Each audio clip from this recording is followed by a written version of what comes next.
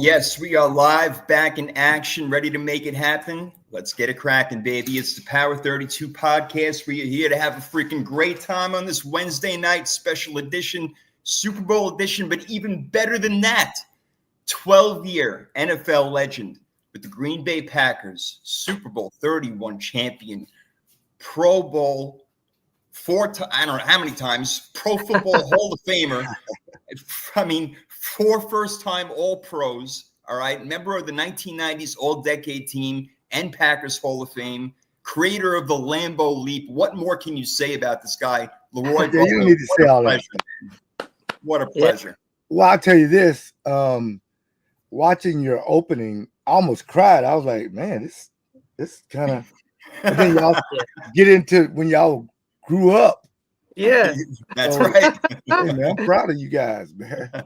Yes, that's what's up, man. Hey, we try to do it pro style over here. You know, it's all about the NFL on this show. We love it. We love having guys like you on. I mean, Hall of Famers and Super Bowl champions we don't come across every single day. So this is really a special show. And it being Super Bowl time, we're going to have to pick your mind about that. But Kenny and I got a ton of questions, man. We got a lot of stuff to talk about.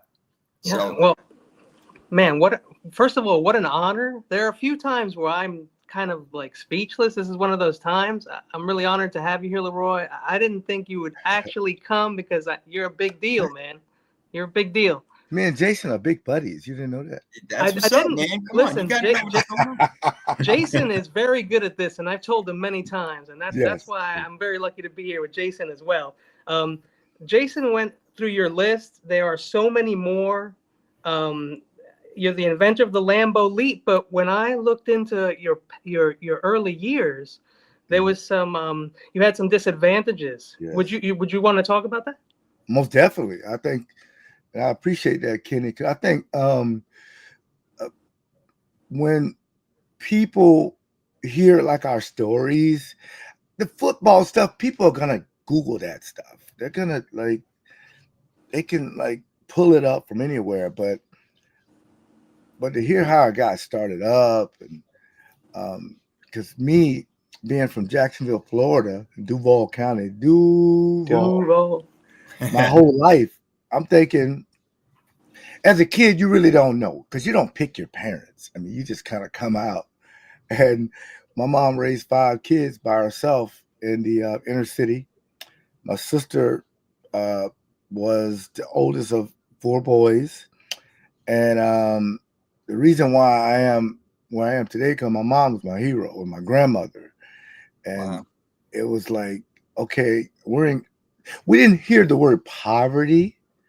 You used the word poor. But it was like with air quotes, like wearing hand-me-downs. One of your best meals could be at school. No friends. Holes in your jeans. Now my 6 daughters, they buy jeans with holes in them. I said, I can cut them off. Right. Give me that $75. I mean, come on, man. It's amazing how that's amazing. Yes. I mean, crime, violence, drugs. It was called the Blodgett Homes, one of the worst housing projects ever. Oh, man. But my mom kept us focused.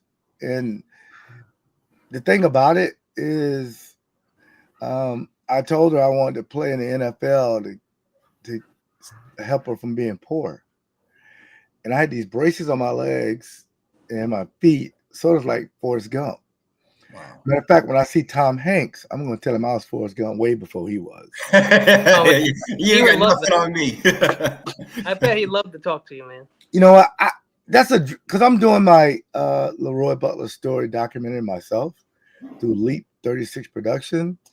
And I would love, we don't have money, but if I had money, man, I would pay him to just do the voiceover in the beginning. Wow. Because he also was a mama's boy like me. I mean, he actually talked to girls before I did, because at least he had a girlfriend when he was little. I didn't have that. when you're in the inner city in the projects, I've always heard this, Kenny and Jason, that if a man is not in the home, your kids are criminals. Well, two of my brothers went into the military, Air Force and Army. My sister was a nurse. and my other brother started his own company. And of course, I played football. So, and the reason why I chose football, I said, and my grandmother asked me that. She said, "Why'd you choose football?" I said, "Well, mainly because I can't hit a baseball. That's what it is. Yeah, it's hard. And I'm a shooter on the basketball court. I don't like to play defense. Yeah, So you know, I just want to shoot. Yeah, just let me know. shoot. So that's out. But football is the ultimate team sport. You got 11 guys Yeah. to go be collective to do something good. But kind of to wrap up that early life, when you're a kid, when you get picked on and bullied and stuff like that, and this story is very impactful because I remember we used to live right across the street from Jefferson Street Pool. It was a community pool. Hmm. And I couldn't go mainly because I couldn't swim, but I still wanted to go put my feet in. I mean, I didn't have any floaters, but my mom's like, no. But these kids, to get to the pool, you got to walk past where we live. And basically you walk right in front of the projects, right in front of our apartment. And these kids used to every day pick on me. And I'm just sweating because I'm on the porch waving to them. I want them to go have a good time because I get my joy from people being happy. So it never bothered me. So some older kids came by and they started kind of like ranking on me. Oh, you can't go to the pool. You don't have swimming trunks. I said, Crazy. yeah, you know that. What's wrong with the kids? Always, man. I don't have trunks. But I remember telling them, see, you guys are trying to get into the pool. I'm trying to get into the NFL. Oh, I love it. I got plenty of time to swim. And they were frozen like, huh. Yeah. Would you say they helped you? Would you say they helped you get where you are by pushing No, you? I was already helped. I was And already what age was that you already realized that you wanted to be in the NFL? like 8 or 9. Damn, no kidding. Wow. But I Talk about wasn't, living out your dream. I had no athletic ability. Huh. No. And you didn't want to play no damn defense either, which is ironic. Exactly. Exactly. Which Exactly. became your life. God is good. Yeah. And I used to be real shy. I mean, really shy. Like, I didn't want to talk to kids because they were all mean. And my grandmother, she pulled me to the side and said, well, you got to learn how to communicate. Once people get to know you, they're going to like you because you're funny. And you got it from your grandfather, because my grandfather should have been a comedian. He was amazing. Yeah. But he can network and talk. So I appreciate, Kenny, you asking me about my early life because we don't have enough time to get into it. But when people see this documentary, they're going to be like, I can't believe he made it. Yeah. That's cool. People need to know your origin story to know It's how great very it important. is, truly how great it is. Yes. When can we expect that to come out? When do you think? I'm thinking 26, at the top of 26. That's great. It's going to That's definitely good be for us. out. I I can't wait for that. We'll be in touch. Yeah. We'll keep in touch because I can't wait to get. I bet when people want to talk to you, they have questions, like football questions, strategic questions, what you want to do. Yes. But the truth is that, that part of your life is so important to who you've become. To have someone who you had multiple, I think, operations to break your feet and stuff so that they would set correctly. And then you were in braces. You couldn't even walk and you already knew you wanted to be more than that.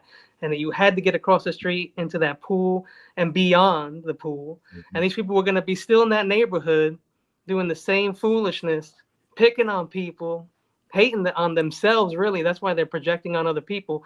But the fact that the man who invented the Lambo Leap at one point was in braces is amazing. So people need to know that. I appreciate it. I mean, I think it's very important because a lot of kids, like, for example, my son, he a special needs kid. He's autistic. He runs cross country. He's 13 years old. He's like almost 6'1". Wow. Runs 2 miles and don't even get tired. Every day after school, right? I can't drive 2 miles. I know. So you know I'm not running it. No. Oh, But he don't have to play football. I mean, he can do whatever he wants. I mean, I learn a lot from him.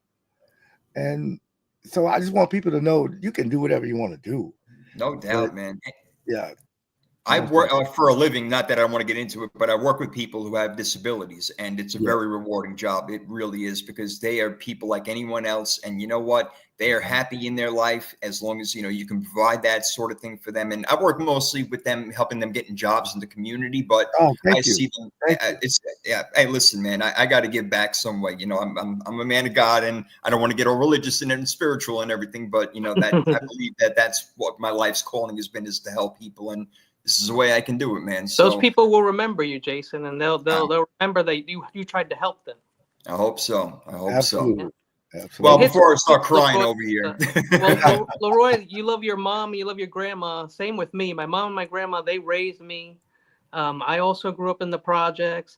I didn't get picked on because it was a small neighborhood and we all kind of knew each other. So like the police was the baseball coach and the fire chief was like the basketball coach. Oh, so nice. Luckily, but if not, I probably would have got picked on worse. But you do remember that stuff, and it's important. So I know that most people wouldn't touch on that, and I wanted to be able to have you have to start the show that way, so you could tell people your story. No, I appreciate it. It's extremely inspiring, obviously, showing that, despite limitations, you can do whatever you want to do. When you put your mind and your body to it, you can make it happen, man. So that's awesome. And you put your mind and body to it on the field consistently. You drove me crazy as a 49ers fan in the 90s. Absolutely nuts. You were always around the ball. It was always Leroy Butler this, Leroy Butler. I'm like, this guy is number 36. He's everywhere you freaking go. Always around the ball, whether you're intercepting it or shit, man, making sacks. I mean, you're the first D-back in the 2020 club, 20 sacks, 20 interceptions. That's right. That was another stat. It was difficult because I think it's harder to get an interception because you're at one point, one of 6 people that can get an opportunity in the secondary and linebackers. So, but getting a sack is so rewarding, especially when the linemen are like everybody going over to Reggie White. Yeah. Just forgetting about me. Of course, right? It makes things a little bit easier. He's hard to miss. Reggie White's in the middle.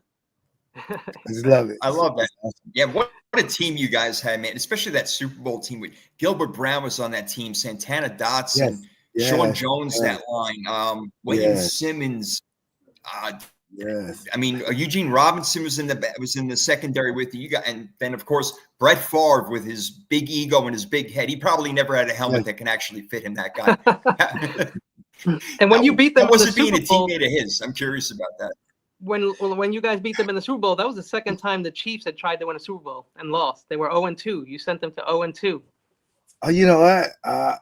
Now that you bring that up, I remember a few years ago, the draft was in Kansas City.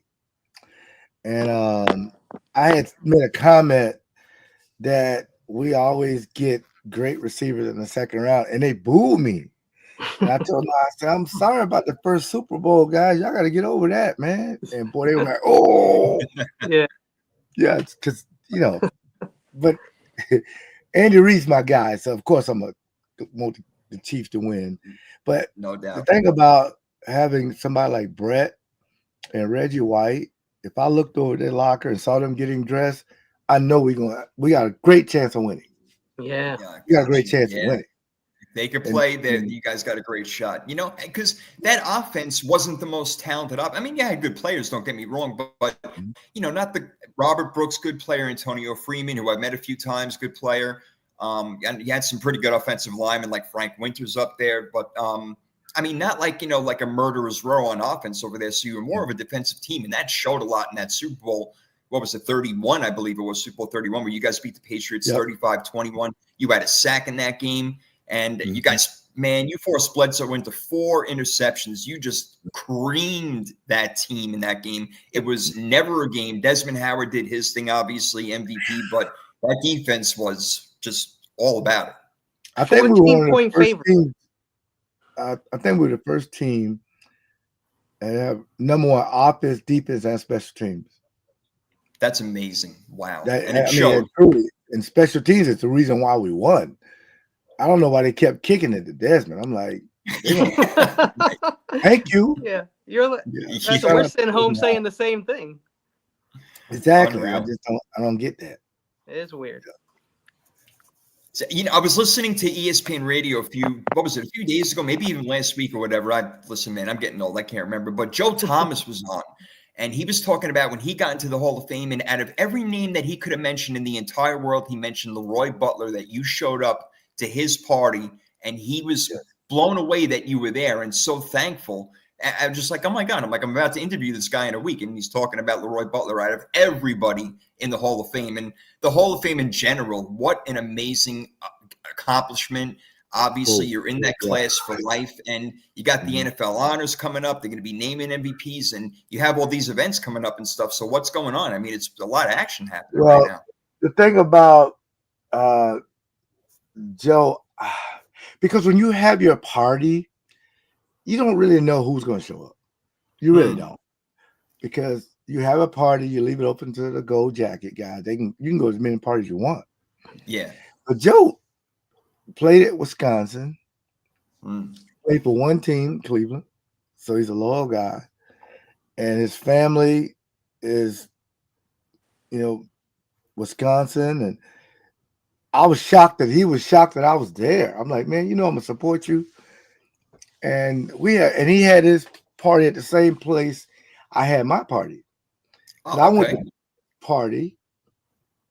I said, man, I like this place. Javasi is the name of it. And the guy's a truly amazing person, man. He's opened up gyms everywhere, all over the United States. And anything Joe Thomas does, I support it 100%. The guy's a platinum person. Fantastic, man. Love to hear it. Love it, Kenny. Yeah, I had a quick question. With there's some conspiracy talk going on right now with the refs and the Chiefs. Do you believe any of that? Those people need to go to church. Because when Kelsey is wide open in the middle, that ain't the refs. No, why is he always open up the middle? He's the only guy they throw it to. Especially in the playoffs. That's right. It's wide open. So those are the people who bet and then win their bet. Yeah, right. Yeah. Good call. Yep. Yeah. Sour people. Nobody can hit the quarterback. Yeah. All 32 teams, they're going to protect the quarterback. They tell you that. Oh. Yeah. If you hit him at the knee, it's a flag. Yeah. If you throw him down, it's a flag. But I will say this. The memes were amazing. Yeah. Yes. People are funny, man. They come up with some stuff. You're right. I'm like, but no, there's no conspiracy. But I'm glad you brought that up because it was going viral. Like, they get all the calls. I'm like, cover the guys. Are you leaving guys? I mean, it's true. Open.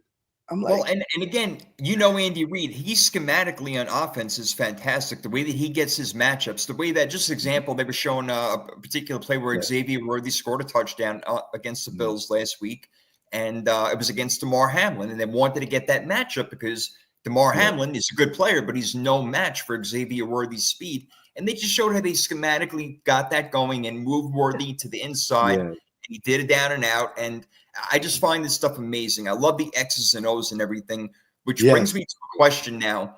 You got two different types of offenses here, and you've had to deal with some running quarterbacks in your day, Steve Young, Randall Cunningham, guys like that. So you got Jalen Hurts right now, right? How do you prepare for his running, Saquon Barkley's running, that offensive line, knowing that they can also pass the ball if need be? This is a really tough team. Now, the Chiefs have a really good defense, but how would you go into it if you were Spagnuolo? Would you just rush, what would you do? How would you approach Jalen Hurts, Saquon, and the guys?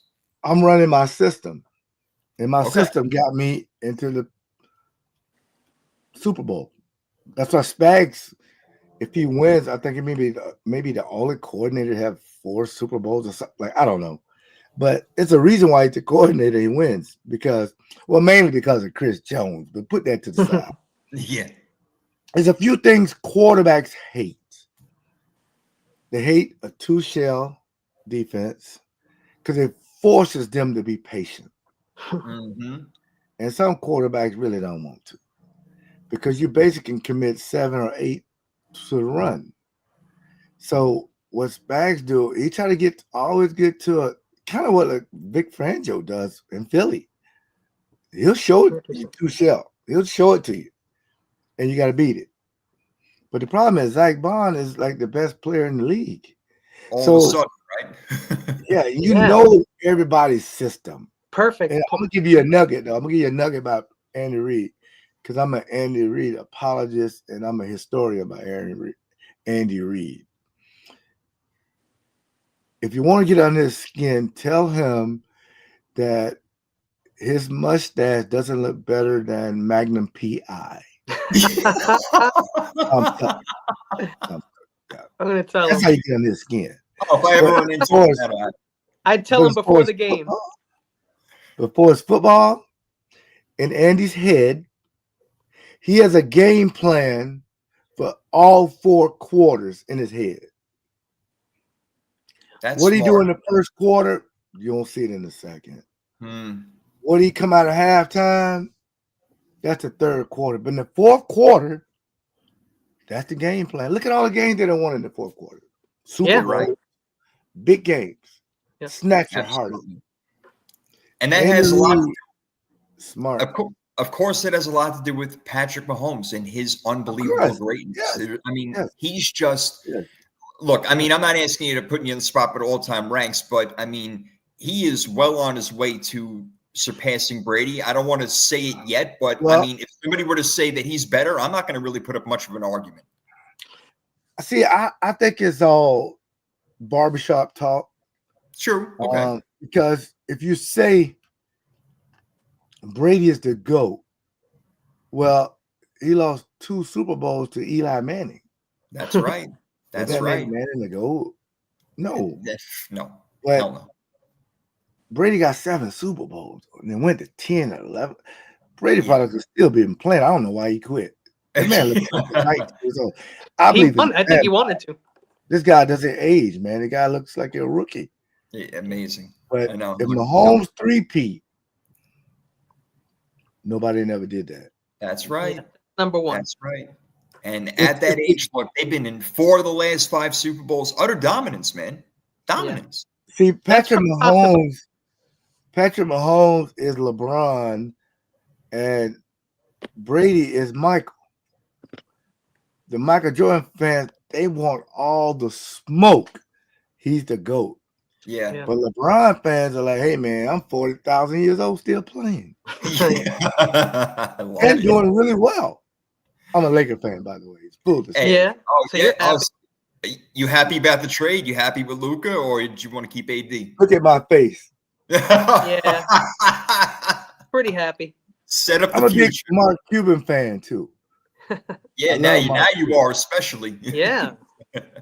Yeah, you must love him. I'm gonna give Mark some Leap vodka and celebrate. Thank you. Thank you for this gift that you've bestowed upon my franchise for the next 12 years. Amazing. Yeah. So yeah, I'm excited. Ah, man, the Super Bowl is going to be really great. We got a few minutes left with you. Just maybe another question, but then I got a couple of things that we want to talk about with you before you get out of here. Okay. Again, Steve Young's 49ers, Troy Aikman's Dallas Cowboys. Either one of those teams were more trouble for you because it was always those 3 teams fighting it out, especially in the mid-90s. You went to back-to-back Super Bowls. I mean, again, you guys came really close to winning another one against John Elway. Amazing game that was, just crazy. But yeah, I mean, what are kind of like your thoughts about? Well, and that's about playing against those teams and who really gave you the most problems? What quarterback, maybe what receiver? Who gave you issues on the field? Well, yeah, man, y'all ask good questions. And that's in the 90s. It was 3 teams that dominated: the Cowboys, San Francisco, and Green Bay. Yes, absolutely. In the 90s, in that decade, those 3 teams just destroyed people. Yeah. I mean, and when I see my best friend like Emmitt Smith holding up a trophy, and I was sitting on a couch, I got pissed off. I said, I got to win one of these. Then I saw Dion holding up a trophy. I'm like, and Michael Irvin holding up a trophy, and Aikman. Yeah. I'm like, and Charles Haley. I knew one of these. Yeah, Haley got 5 of them damn things, man. I mean, geez. Yeah, with Niners and Cowboys. That's what helps you get back in the gym, eat right, and so we dominated them. But man, playing Barry Sanders twice, that's like a bar of soap in a bathtub. You know it's in the tub. You find it, and it's gone. It's like, okay, I gotta find it again because the water's all murky. Of course, you're looking for it. Barry Sanders was in. One of my best friends, I told Jason this off air. One of my best friends in the world is in the only jersey I have in the basement, other than Packer people, is Herman Moore. And Herman Moore was special. We put 6 guys on, he still catch the ball. Yeah, didn't he hold the record at one point for receptions in the season? I think he had the record. At one point, him and Sterling Sharp was the only 2 was catching hundreds of balls. Yeah, right. That's in a double team, though. In a double team. Amazing. Yeah. Moore. Herman Moore was sick, man. He was. I hope tag him, please. He need to know that this guy gave us fits, man. And I don't like reading all these reports all the time. The analytics department give you one this thick. The coach give you a little supplement. I'm reading about Herman Moore and it says, well, he's not real fast. He's lengthy. He's tall. I said, well, coach, I have a question. What's that? If he's not really fast, why the hell is he behind everybody? Right.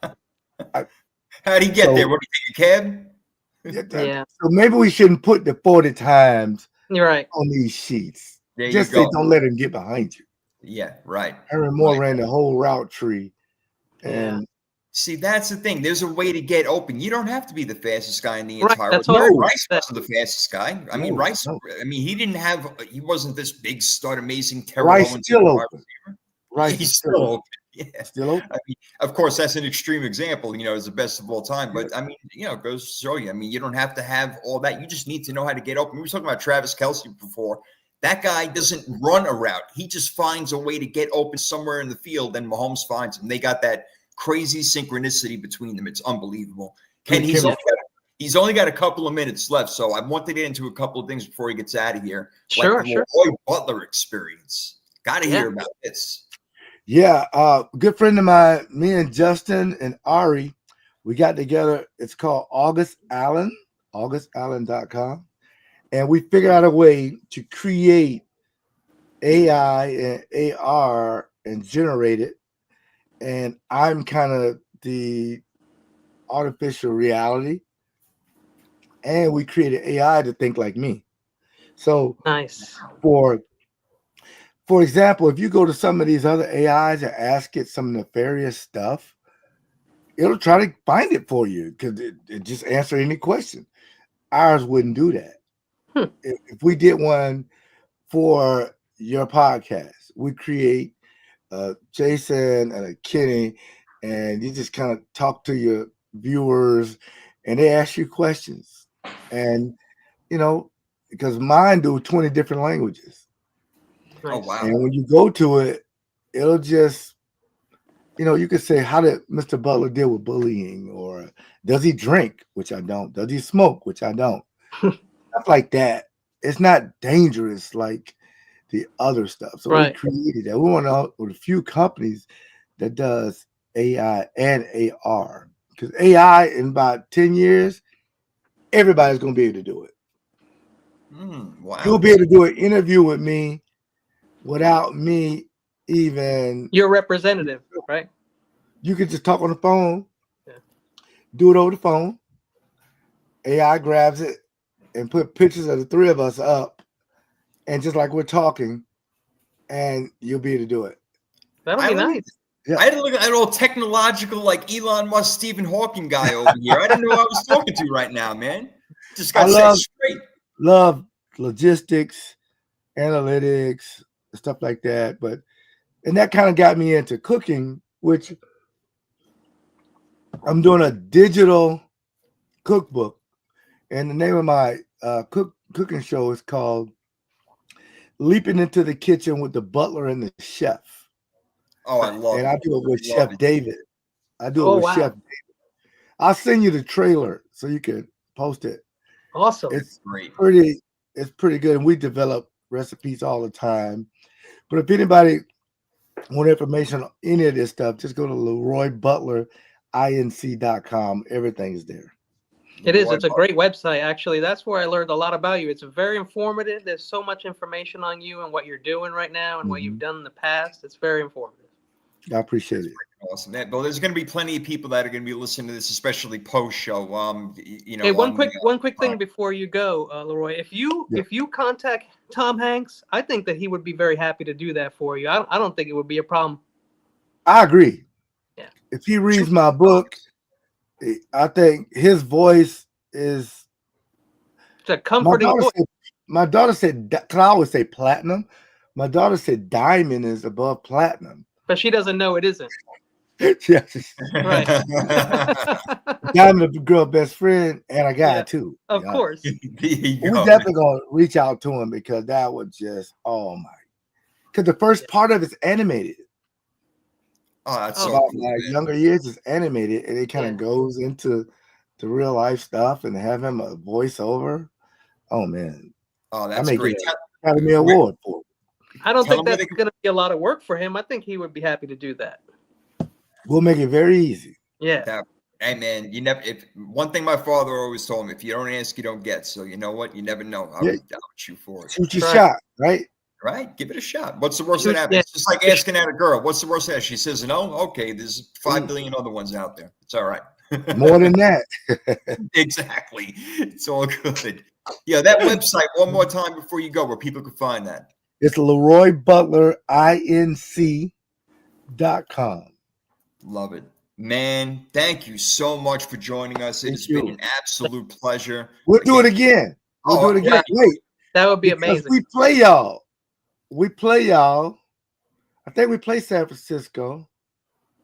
I think the teams are out. I know we played y'all last year. Yeah. But Brock Purdy wasn't there. So now I think we play San Francisco. I'm not sure. We'll see. We'll make it happen. We got to do it after. Yeah, you guys came back and took care of us after the playoff win that we had. This year, you guys took care of us. I wasn't very happy about that. It was a very bad year for us, man. It's been a while though. It was a much deserved win for Green Bay, man. Packers, look, they got a lot of good young players, man. So that team might have a nice future going. You never know. Jordan Love got to cut down on the interceptions, though. Cut back, on the turnovers. Yeah. In big games. Yeah, hopefully I'm gonna see him at the Super Bowl. I can track him down. All right, there you go. Yeah. I'm not gonna say I didn't say it, but Jason, let him know I said it. That's right. Well, he can come on your show and talk about it. Yeah, there you go. He's got an open invite, no problem. That'd be great. That's right. Absolutely. Leroy, thanks so much, man. What a pleasure. Thank you guys very much. I had so much fun. Great. So did I, man. Thanks a lot. We'll do it again and enjoy everything. The Hall of Fame when it comes up and the new inductees and everything. I know you're going to be there for them. So I'm sure they appreciate it. We leave in the Best morning. to you and the family. Best to you and your family. Good luck with everything, man. Thank you so much. Y'all take Thanks, care. Leroy. All right. Absolutely awesome. Leroy Butler. Are you kidding me right now? Wow, that was freaking great. Listen. I didn't know you'd be able to pull that off. That was amazing. Hey, man, listen, you ask, this guy's nice as hell. What am I supposed to say? I mean, he said, really yeah, was. I'm like, really? Great. Really was. He's a great guy. He really is. What a great guy. Yeah. And great story, too, man. I mean, talk about having the odds against you completely and totally 100%, really. Like, how can you even have faith that you can pull something like that? Oh, no, I would be overweight, unbelievable, depressed, pissed. Right. That's what the normal person would do. They would crawl up inside and die. That's what I'm saying. Listen, strong man right there. Very strong-minded to do something like that, and strong as hell on the field, too, like I was talking about. It was not fun playing against him and those guys. It really wasn't. It's so funny, damn good. I only read a little bit about him on his site, and right off the bat, it was like I watched a whole movie. You know what I'm saying? Because yeah, it was down, and this is the guy who invented the leap. That's why. That's right. That's right. Inventor of the Lambeau leap. Written in the stars. Back in the 2020 club with sacks and interceptions. I mean, really, what a resume this guy has. Unbelievable. First guy to be in the 2020. Imagine what year he was playing, and to be the first guy to do that with all the great players there have been. That's just wild. That's what I'm saying, man. Pretty awesome. It's unbelievable accomplishment what this guy has done. And yeah, came in second round draft pick, should have been a first round draft pick out of Florida State, but nevertheless, he did his. Yeah, he really did his thing. Awesome. Yeah, I wish we could have talked a little bit more about the Super Bowl with him, because we got that coming up in a few days, and Kansas City's favored by 1.5. And I still think, Kenny, how do I bet it against Kansas City? But I look at this Philly team, and they are just so stacked. To me, Kenny, these are definitely the two best teams in the NFL. No doubt about it. Detroit was there for a while, but too many injuries, and Philly really has come on strong. Great coaches on both sides, as far as really the coordinators more are concerned. Because Nick Sirianni's – I wasn't going to stop. He's doing a great job. Yeah, I wasn't going to stop you because Nick Sirianni, I'm not going to call him a great coach. He's getting it done. I don't think anybody cares how great a coach is. Man. Continue to go to the big game, I think, Bro, if you're an NFL head coach and you bring your team to 2 Super Bowls in 3 years, you got to be doing something right. I mean, I know he's had good coordinators, but sometimes still, that's not even something right. Sometimes that's not even enough for some fans. They just want that Super Bowl, and that's all that matters. And I get it, but you got to give these coaches some respect. Like LaFleur, for example. LaFleur is always a really great coach. He's got a ton of wins. It's hard to win the Super Bowl, man. You just don't X the guy and dismiss him. He's a great coach. It's tough out there. Right, that's tough. Yep, but Andy Reid is that great coach, and Leroy Butler was talking about how great of a coach he is. He was in that Green Bay coaching tree before he went to Philadelphia, so he's familiar with him, obviously. So with Holmgren, how good he is. Same with Holmgren, is that the same? Yeah, with Holmgren, exactly. Yep. A lot of guys came out of that Green Bay, San Francisco thing, and just so many different head coaches. Ray Rhodes. Okay, Ray Rhodes didn't have the success that people would have liked. But still, no. I mean, he ended up being a head coach, just like so many others. A lot of people. And again, these coordinators, but Vic Fangio obviously doing a great job turning that defense around, and Spagnuolo is one of the best big game coordinators you got out there. So you would think it would be a defensive battle, but no. The last time these teams played, a lot of points were scored. And again, in the Super Bowl a couple of years ago, they were up in the 30s. What was it, 38-35 final? I don't know. I thought 34-31 for some reason, but I don't think that's something. But either way, they're both in the 30s, so it's an over type of game. And that's the over-under in this game, I think, is 49 right now. I got to recheck that. But I'd be tempted to bet the over, because Saquon Barkley and Jalen Hurts, they're going to move the ball down the field. They're going to put the sticks, And if Kansas City does stack the box, A.J. Brown and Devonta Smith will beat you. Dallas Goedert will beat you. They're going to be able to move the ball. Conversely, Kansas City will be able to move the ball as well. The only hope that I feel like Philadelphia has at stopping them is not having to blitz, just rushing the 4 guys and having 7 guys in coverage, because you need a couple of guys on Marquise Brown and a couple of guys on Xavier Worthy. Then you got Kelsey you got to worry about. DeAndre Hopkins, I mean, it's a problem. And guess who's throwing them the ball? Patrick Mahomes. This is such a battle, man. Yeah, no big deal, Patrick Mahomes. Yeah, no big deal. Just the guy has a photographic memory. No big deal. Yeah, throws passes behind his back. No problem. Right? No problem. He throws passes behind his back. Saquon Barkley jumps over people, with his back turned. Just unbelievable. With the players that we have in this game, it's awesome. Look, I wish the 49ers were in it, and I wish that Kansas City wasn't in it again, because damn it already, but you got to respect what they're freaking doing, man. It could be 3 in a row. Then they're going to talk about 4 in a row. You got to, go ahead and stop them. But if any team has a chance to do it, a lot of people thought maybe Buffalo, and it was a great game. But I think Philly has a better chance, man, because they can control the game and keep Mahomes off the field. They can have 6, 7, 8, minute drives and keep that Chiefs defense a little bit cold and off the field. I think that's really the key. So running the ball, that's what they have to do at Philadelphia in order to win this game, most likely.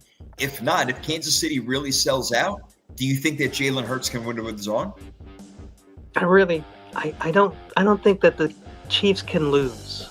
You've pretty much said it all, and I'm saying, just from top to bottom, the organization is stacked. The players are stacked. They're going here again. No big deal. We've been here 10 times. It's no big deal. It's not phasing them. They're there on vacation. It's a regular vacation week for them. And They're just so good at it, and it's gonna be tough, man. It's gonna be tough. It's going to be very tough because that Eagles offensive line is freaking massive, man. Look, they push people around. You got Cam Jurgens' center. I know that obviously Kelsey is gone or whatever, but Mekhi Becton is coming to his own at right guard. You got Lane Johnson and Landon Dickerson. Jordan Mailata's playing good football right now. But then you got to worry about, obviously, Chris Jones and George Karlaftis and guys like that, Drew Tranquil, Nick Bolton, if they're going to blitz, and they like to blitz their secondary guys once in a while. So they could be really tricky. It's a matter of how ready you're going to be. So you know what, Kenny? The chess match in this game is also a big thing with not just the play calling, but with the cadence. You don't want either defense getting off the ball too quick and disrupting the play. So, you got to do a couple of leg kicks if you're a quarterback. Maybe you want to, call out a fake audible, a dummy audible or something like that. But switch up your cadence. You got to keep the defense guessing. Otherwise, it's going to be tough. Yeah, I agree with you also that that the Eagles are a great team. They're probably built to beat the Chiefs, if anyone. You also have that Rocky factor, that Rocky sort of Philadelphia tough guy. Attitude thing going. But the Niners were favored last year, and I thought they were 100% the better team last year and should have beat the ever-living you-know-what out of the Chiefs. And what happened? I agree. The opposite happened. Now, we did have some injuries. We had a couple very, very important injuries. Dre Greenlaw was one of them. Once he hit the ground, they were on the Chiefs side, they were already throwing pom-poms up. And then we also had another little injury that other people may not have caught. Most fans know. And it was the guy that we had from the Giants playing guard or center. What was his name? Do you remember him? And he went out on a play, and we had to bring in Banks. And that's the guy where the debacle happened with Chris Jones. I can't think of his name either, but I know you know who he is. I know who he is. He's an offensive lineman. He didn't play like he was hurt. The name is not coming to me, but don't know why. That's killing me right now. Yeah. Weird breaking news right now. I was going to say, weird breaking news if you're a basketball fan, the Warriors just acquired Jimmy Butler in a trade from the Heat. That'll help Kirk. That'll help, Steph Curry a little bit. I don't know. I wonder if that's another move to maybe get another player. I don't know. That's interesting. Jimmy Butler, maybe on the wrong side of 30 right now. I'm not sure. But anyway, but Curry doesn't need much help, but he needed help. They need help now. Yeah, they're not a ready-to-win team this year. I'm sorry. Oklahoma City Thunder, a lot of teams, way better than that. But anyway, we'll stick to our football as we keep going over here for a little bit longer. Again, can't wait for the game. And it sounds like you're going Chiefs. I'm probably going to end up ultimately picking them too. It's just that this Philadelphia squad is really that tough. And I know that they're going in there with confidence, knowing they can beat them. But when it comes to, if this game is close in the end, how do the Chiefs not win? They win every damn close game. They win every close game. Another thing. And Leroy brought it up, but it's a chess match that we don't see. But like when someone's playing chess, they're like 7 moves ahead of you. They've already planned for your moves, countering their moves, and they've already went down that rabbit hole and saw where it went down the other rabbit hole and saw where that went. And that's what the Chiefs do, because I've seen them down multiple times at half, even in the third quarter, and come back and win at the end, because that's what makes a good team. They did it against us twice. In both Super Bowls, they were down by double digits, and they came back and they freaking won. It makes me sick. It drives me crazy. I can't stand it. But that's what they do. Yeah, I saw some weird stat. I forgot exactly what it was, but they are exactly what you said, a team that consistently comes back from double-digit losses and wins in the fourth quarter. Somehow they do it. It's almost like they're letting you do what your thing, so they can be like, oh, is that what you're doing? Obviously, when you have the best coach and the best quarterback, you're going to win. Bill Belichick, Tom Brady, it's always been like that. Patrick Mahomes. That's how it goes. And that's what's happening right now. So it sounds like you're going with the Chiefs. I feel like ultimately, how do I bet against them? But I know that Philly's going to give them everything they got, and I can't wait to see it. So that'll be a lot of fun. A few more things before we get out of here. So, Cooper Kupp is on the trading block right now, and it's hard for me to see them trading him to the 49ers, but I would like to get him because we need help, and Debo is really not the wide receiver you count on because he can only run maybe 2 routes out of the entire tree. And he's the guy I'd like to try to trade and get some value back for, if possible, before he gets too old and too hurt. So Kupp is a guy I'd like to have, but he can go and help a lot of other teams like the Buffalo Bills. I mean, you need that offense right there. Bam, there you go. I mean, that's really the question, isn't it? Are people going to look at the Niners and think Super Bowl? I don't know. Because there are a lot of good teams now, right? I heard Fred Warner talking today. He's down there on Radio Row. He was bigging up Brock Purdy so much. I couldn't believe it. I mean, and he was totally sincere, 100%. He was saying that Purdy has grown, and this year, really, despite their record, grown into the leadership role. Yeah, agree. He wants him around. So, if Fred Warner says it, who am I to freaking disagree? I mean, I thought Brock was one of the few bright spots. Okay, we didn't have a steady running back. It was always something with the running back. Even when Mason got going, he hurt his shoulder. He went out. Then we're going with other backups, and it was a mess. Number one, not having a running offensive line. Offensive line was in shambles all year. I mean, there's so much going up against Purdy this last year. The offensive line sucked, like you said. Running backs were interchangeable, either hurt or like coming in and out. Rookies playing. Our wide receivers took. Yeah, we ended up relying on Juwan Jennings. Not that I have anything. I like Juwan Jennings, but he became our number one wide receiver. We only had Jennings and we only had Kittle because who is everybody going to cover then? Debo. Yeah, that's right. So that's why I feel like we need another weapon. Like I agree, Debo's not the guy that it's not really our system anymore. It was like with Jimmy Garoppolo, Debo was fantastic. Now I don't think we need him as much as I love Debo. I could see other teams really wanting him and being able to use him better. And so if that works out for him and he's happy with that, I would be okay with that. I do like little fast guys who get open because when your quarterback can scramble for even half a second, those little squirmy guys can get open. And so that's what I want to see more. Yeah. We have to get rid of that ball and get bigger. Like we have to get more 25-yard plays, 31-yard plays, 60-yard plays. Like we need more of those. The Niners don't really do that. I know a guy who can help us do that who was going to be on the market and the guy that will be available that we can get, and that's T. Higgins from Cincinnati. That's what I would rather have. I would love to have that guy. Love it. Oh, I'd love it. He would definitely make our offense better right off the bat. He would become he would catch 80 balls, no problem. 1,200 yards, I would see. Touchdown. Yeah. Yep. And we won't even have Brandon Ayuk, and then we don't even know when he's coming back, and we're going to need somebody. We can't just go first half of the season fucking loosey-goosey with our wide receivers, just whatever. Right. Like we need a legit person. And look, let's be a Kittle is probably my favorite player in the NFL, but he's getting older. There's only going to be so much, he does get injured here and there, and he's not the biggest tight end. No, he's not the biggest. He was a wide receiver when he was drafted. I believe he was in the wide receiver category. No, he was. I mean, he was a tight end at Iowa, but I mean, he played in the in the slot a lot. So yeah, I mean, he played a lot of wide receiver. That's why he's such a damn good pass catcher. He doesn't drop a ball. Really? You rarely ever see that guy drop a pass. I mean, maybe once every 2 years.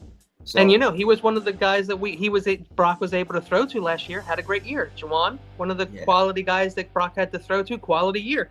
And Brock himself, he had interceptions. But what do you expect when your defense is like on the field for not very? I'm just saying you don't get much of a rest, right? When like your defense can't stop the other offense, and so there's like all that adds up. And well, I'm glad you went there because that brings me to the next guy I wanted to talk about, which is another guy that we should absolutely go after, who just said that he is making himself available. Myles freaking Garrett, let's go get that guy in our D line because our D line was our strength, and it's not anymore. That would be amazing. I don't know if anyone would let that happen, and if I was Myles, maybe I'd rather go to like the Ravens or the Lions. Well, if you're, if I'm probably not going to trade him to the Ravens, I don't think they're going to trade him. That's the only good news. That's the good news. They're probably not going to trade him to the Ravens. I could see maybe Detroit making a big play. That makes sense, absolutely. Even though Aiden Hutchinson will eventually come back, you still look. If you can get bookends, 2 defensive bookends, that's tremendous in today's NFL. Makes your secondary a lot easier. Which again, we don't have the greatest, but when that defensive line is playing at its peak, we look pretty good in the secondary. So that's what we got to get back to because we don't blitz. God knows we don't blitz. But Robert Saleh is coming back, and I'm just going to say we better look better because we should look better now. We should look much better on defense this year. And Kyle won't have to spend a single second thinking about the defense ever again. No, this is great. I'm loving that Saleh's back. It's awesome. Let's just see what the offense can do. Let's see how healthy we can stay, and let's see what moves they make. But we have the whole offseason for that. Plenty of stuff to go, man. And one more thing, the NFL is talking about now playing a game in Melbourne, Australia. Not next year, but I think the year after. But Goodell, I don't like this idea, Kenny. Goodell is dead set serious on having a team in somewhere in Europe, probably London or whatever like that. I guess it would be the first candidate. Absolutely. I have nothing against London. I have nothing against any country anywhere. I have no problem. Well, I shouldn't say that. I mean, there are some bad countries out there, but there are. Whatever. I'm saying that you can't put one team abroad overseas and have a season. It's too much flying. And you know what? The NFL is already a moneymaker. Just have a few games over there every year like you always do. Maybe have a few more games if you want to. But Kenny, to put a team there full time, I don't like it. I mean, if it's Madden, I'm psyched. It's so fun. I want to be the London team, right? But no, in real life, man, it's a problem. And here's the thing: I know it's like a 13-hour flight on a normal commercial plane, 13 hours from like New York to London. Okay. Now, if those guys are taking like a fancy jet, maybe they get there a little faster. So it's not that big a deal, but it like sets a path of like the week before and the week after being sort of like confusing and chaotic in a way where it's just not normal. I would think that if they were to do that, I would think that you would take the bye week after that week. You know, it would just, if they can make the schedule like that, I wish. And you know what, nothing, the bye weeks, they got to stop having bye weeks in week 13 and 14. That's ridiculous already. Stop. Or you know what? You want to add a game, but then you got to add a bye week, right? Yeah, I agree. I would love it if they would add an 18th team. I think that'd be great. Expand the rosters and have another bye week. You know what? There was a time where they had 2 byes. It was a while ago, but they used to have 2 byes. They tried it. I remember. Yeah. I think that would be a great idea. Expand the season for everybody. The Super Bowl may be played in freaking June at that point, but I don't care. You know, it's just more football for us. I recently heard Goodell say he wanted to add an 18th game. It wasn't even like a discussion. I saw my man's face. He was like, it's going to happen. Yeah. It's absolutely going to happen. I don't know. So I love the 2 bye weeks in that case. 2 bye weeks would be fantastic. And so would maybe expanding some rosters, giving people a little more chance to sub guys in and out in a game without it being so detrimental. Yes, and there's so many injuries to a team. And I know you have your practice squad guys, and that's great. But I think you need to dress more players, more than 53, at least 60 in my opinion. But what I also don't like, and we've talked about, is like I don't like the poaching of practice squad teams. That's your practice squad. So anybody can come at any point and take the guys that aren't protected. What stability do you really have there? It's not. It's like it's almost like you really just hold in like a bag of fucking rocks, and anybody can come take a rock, put a rock, or whatever like that like at the store. It's just you have to have a minor league team or don't have them.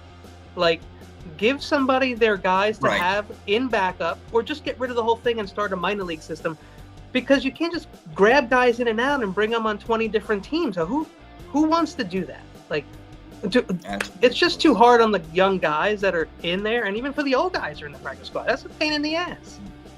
That's why the NFL is lucky they have college football. They don't need that minor league. They just take the guys from college football. That's it. It's amazing what they do. Or you know what? NFL, don't let kids leave early then. Like, they have to develop, right? I get it. Anybody can do whatever they want, and I can't stop them, and they're not going to do what I say. If somebody wants to leave as a sophomore because they're a friggin' talent like that, then they can do whatever they want. I just believe you have to learn the fundamentals, man. That's why Mac Jones, Zach Wilson comes here. You rush them in. You put a child into the NFL to run a team and be the leader. What do you think is going to happen like 85% of the time? That's the thing. You're right. You only so often get a Jaden Daniels and a CJ Stroud. That does not happen much. So, and it's not fair. It's not fair to Mac Jones or to Zach Wilson to have all that responsibility on their shoulders and then be treated like garbage after that because they didn't do well. Right. And now you look at a guy like Baker Mayfield who had all that crap going on in Cleveland, and now look where he ends up after the Rams and other things. He's in Tampa Bay, and now they're a perennial playoff team. So, you need to give guys time, and it's a good thing that the league didn't just give up on these guys. You know, Sam Darnold was saying it for a while. Now we're not so sure after those last couple of games. I think that he lost a lot of money, and I don't know where the hell he's going to play next season, but it's probably not going to be from Minnesota because I highly doubt he's going to take a backup role. But I don't know if he'll be a starter anywhere else. I mean, I know a lot of teams need it, but is Cleveland and the Raiders going to really go out and say, oh, my God, we need Sam Darnold? No. You got to do better than that. I don't think they're going to be too excited about it, but I'm sure that Sam Darnold will be playing somewhere next year as a starter, don't you? I think so, because there's such a need for it. There's so many teams that need a quarterback. I mean, even the Giants need a quarterback. You can probably go there. Dude, exactly. Don't spend your first pick this year on one of these 3 quarterbacks. I saw them taking Dart. Please don't do that. Yeah. No, he's right. Take a player, a position player, dude, that is an animal. You already have Dexter Lawrence. I like him, right? Isn't he on the Giants, right? He's on the Giants, right? Yeah, Dexter Lawrence. Yeah, Dexter Lawrence. Drew Phillips, he was a great pickup. Malik Neighbors, great pickup. Keep going. Right, you know what I'm saying? Like, don't waste that first pick on a quarterback. In fact, trade that shit. Move back. You know what you can get for a fucking their pick? I'm sorry to curse. For that 3rd pick, I think they have, or whatever it is. Dude, build your team. You have no shot in that division. Work on your team. Let's go. Come on. Yeah, your quarterback will come around. Don't reach for a Daniel Jones. You can get Kirk Cousins 3 years from now. Who knows? And he can have an incredible season because shit is weird like that. Like, just like build your team up and then bring in the QB. I don't like building the team around the QB. I'm the opposite. I do believe that you could throw just about any quarterback in there, and we've seen it, and they could win a Super Bowl. Now, I'm not saying it happens often. Kyle tried it with Garoppolo, and it wound up biting him in the ass because Garoppolo was really not a good quarterback, and we could have won the Super Bowl had he connected with Emmanuel Sanders on the thing. And it is what it is. That's what your risk was, and that was the risk, and it blew up. And it is what it is, but the rest of the team was magic. And now that we have a quarterback, the rest of our team is not magical anymore. It's like I feel like you have to do one or the other. We need to figure out what we're going to do. All teams need to figure that out. That's why you have the elite quarterbacks like Patrick Mahomes and Josh Allen, and then build up around that guy, right? Yeah, right. And you know, they don't have to have the greatest players around them because they are that superior. Brock Purdy is not on that level, but he is. You know, definitely, I would take him over guys like Kirk Cousins and Sam Darnold any day. No freaking problem. Brock is a guy that you build up around. You can build up a team around Brock, and he'll take it in. You could possibly win the Super Bowl. Same with Mahomes. Like Mahomes, if you draft Mahomes, you hit the fucking lottery. Sorry to curse again. You hit the lottery. You build up around this kid, but like, look at their team last year and even the year before. Just wasn't fantastic, and he's still doing it because it's him. Yeah. So, unless you have Pat Mahomes, your rest of your team better be friggin' awesome. So. Damn right, man. That's exactly because they keep proving it year in and year out. I took the long way there, but hey, that's okay, man. Say it up, Brad. Say it up a storm. So, do you have a final prediction for the score? Because we're about to get on out of here. As I got to, of course, walk the dog for the final. I think it's going to be 27-23 Chiefs. Sounds like a good game. All right, all right. God, I can't go against the Chiefs. There's somehow they're going to end up pulling this off, and somehow they're going to have like an answer for the tush push, like they stopped Josh Allen. Somehow, if any team can do it, they can do it. I'll take the Chiefs. I think it'll be a little bit higher scoring. I'll go 33-31, a little bit of a weird score right there, where they actually cover the 1.5 points. So strange score, but yeah, got to go Chiefs, man. Until proven otherwise. You got to bet on it. Got to bet on these guys. So to be the man, you got to beat the man. That's it. There you go. And so far, it's hard to beat that Mahomes. The last guy to do it was Tom Brady. And again, remembering that game, Kansas City had no offensive line. It was completely broken. Mahomes was sacked 3 times, but he was hurried about 25 times in that game. But again, Mahomes, amazing. Jalen Hurts, great. Saquon Barkley. We have so many great players, great coaches, great everything. Going to be an awesome Super Bowl. Can't wait to watch it, and then can't wait to talk about it with you the following week. Yeah, I can't wait. Power 32 podcast, baby. Real quick, LeroyButlerInc.com. That's Check right. It out. It's a really good website. So much stuff on there. It's better than websites that come out today, and I know that it's like didn't come out today. So we did shit the right way in the past. Yeah, no doubt. I love, again, based on a true story. This is a true story. You really want to see something inspirational, especially if you feel like you got shit going against you in your life. Damn it. Listen to what this guy has got going on. So check it out. He was great. Another awesome show. Love it. We did it in an hour. I'm amazed that we actually Wow. pulled that off. Yeah, we pulled it off. We did it in That's an hour. the first time I looked up, but I thought we were running on 2 hours right now. Dude. Oh, I thought we were almost on 2 hours. I didn't look up until now. That's amazing that we did that. we did it. We did it. Excellent. All right. Well, rock and roll. You guys have a freaking great night. Enjoy the Super Bowl. Power 32 podcast. We'll be back next week. Phillies, Eagles. Wow, Phillies up the Eagles and the Kansas City Chiefs. Oh my God, Kansas City gonna win 3 in a row. Oh man, let's go Eagles. That's what I gotta say. All right, Kenny, we're out of here. Peace, everybody. Peace.